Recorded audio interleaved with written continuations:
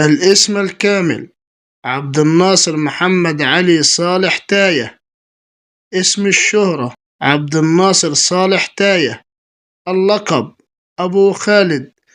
عبد الناصر صالح تاية هو شاعر وأديب وسياسي فلسطيني، ويعد أحد أبرز شعراء فلسطين، وهو من أعضاء حركة فتح البارزين. تاريخ الميلاد 12 أكتوبر 1957 ميلادي.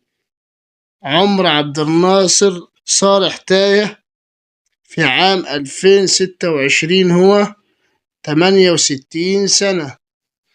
مكان الميلاد: مدينة طول كرم. الجنسية: يحمل الجنسية الفلسطينية. الديانة: الإسلام. المهنة: سياسي وشاعر وكاتب. الحزب: حركة فتح. اللغات: اللغة العربية واللغة الإنجليزية.